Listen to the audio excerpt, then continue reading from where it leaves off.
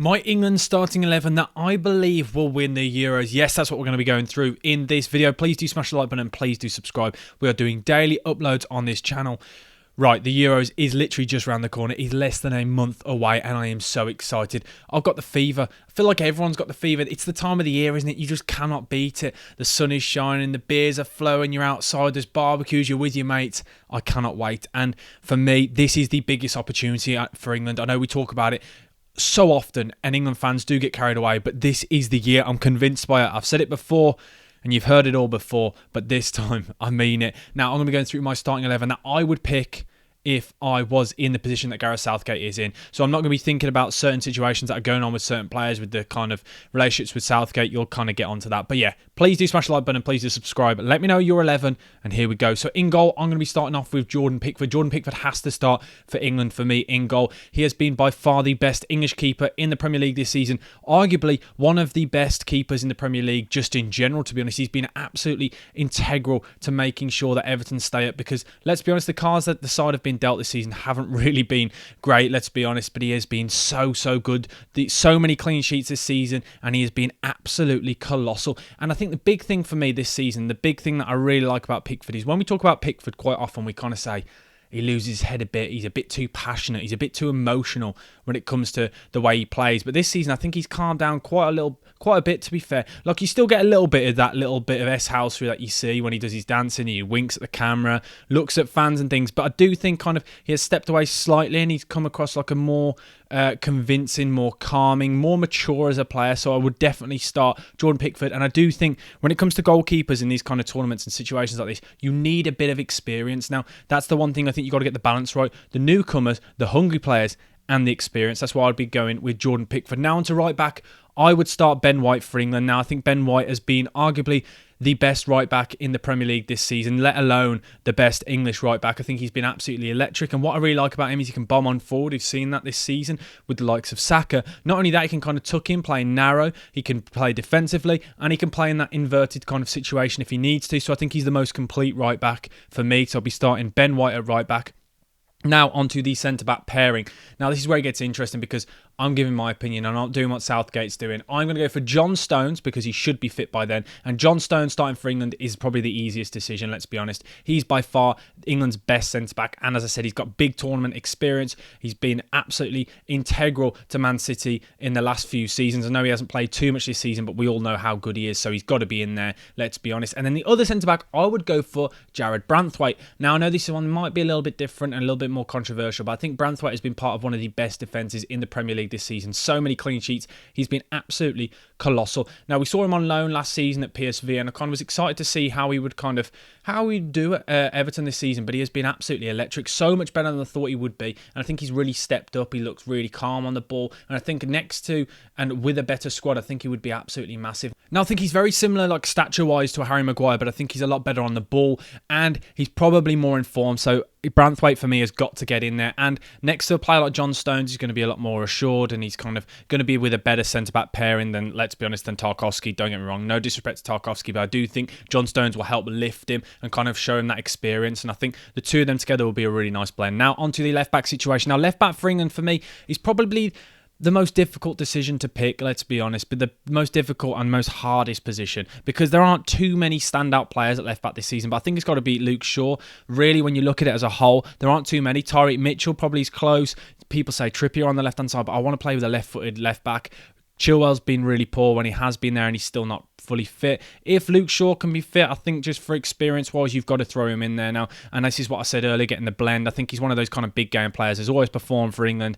And regardless of form, kind of look at the other options. There aren't too many. So Luke Shaw at left back for me. Then moving on to the rest of the team. Now, I didn't kind of explain. I'd be playing a 4-2-3-1 system. Now, so the two midfielders, one slightly more defensive, one more box-to-box in kind of a pivot situation. The first midfielder I want is Declan Rice. Now, Declan Rice, we all know how good he's been and he's been absolutely integral in recent tournaments. We saw him playing with Calvin Phillips, but he won't be playing with Calvin Phillips in this system. We know how well he can do going forward, and we've seen that for Arsenal this season, but I think there's other players that I want to kind of let the leash off, let them kind of go and run ragged. So I would allow Declan Rice to be a bit more conservative when he's playing for England and playing in a deeper role for me. And then alongside him, I'd want Jude Bellingham playing in a box-to-box situation. Now, I know a lot of people say, why aren't you playing him in the 10? Well, I want to get all that attacking threat on the pitch. So I want Jude Bellingham to play in that box-to-box situation like he was doing at Borussia Dortmund last season, like he's done at times for Real Madrid this season, and he has done for England. I think them two as a pairing would be a really nice pair, and the two of them would work really well together. And Jude Bellingham, as we know,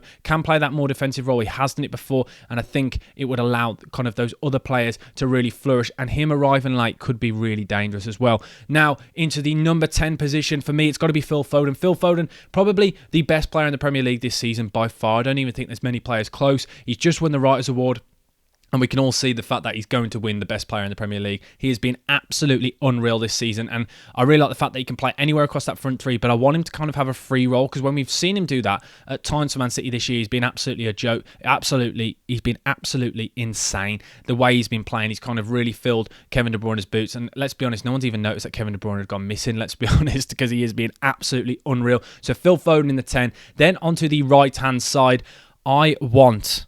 You ready for this? Saka. We kind of all expected it. Saka's been absolutely amazing this season. What I really like the fact that now in this kind of system he's been playing for Arsenal this season, I think he's really stepped up. He's a lot more mature, considering he's still only 22 years old. I think he's been absolutely amazing for Arsenal now. Consistently been performing now for a few years, and on the big stage for England, he was absolutely integral in that last tournament and kind of made that right winger position his own.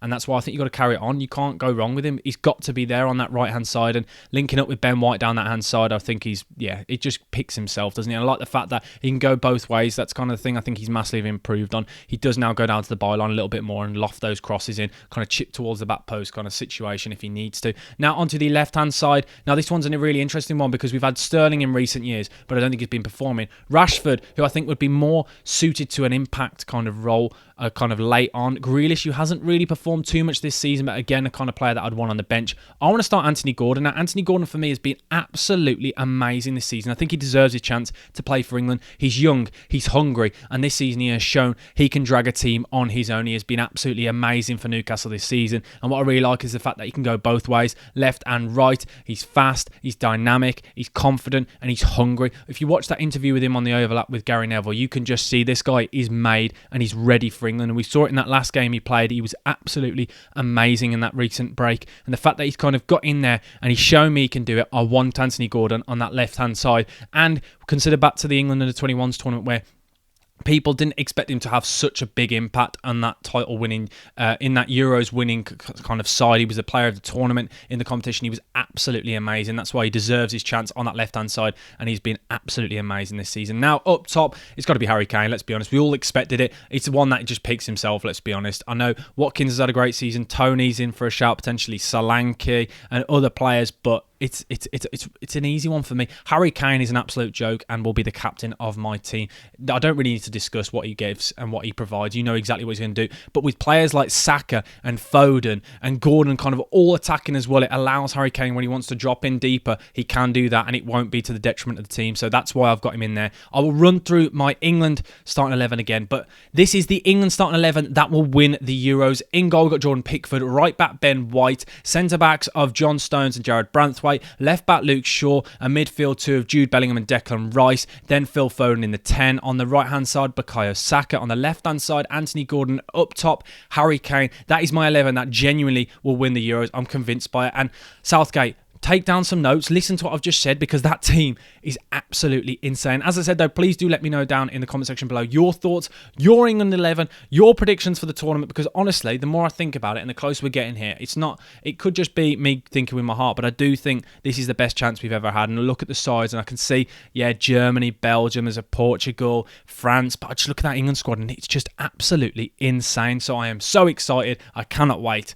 Please do smash the like button. Please do subscribe, because there'll be lots more Euro content coming your way in the next few weeks. But thank you for watching. BucketHatSam over and out. Thank you. Goodbye.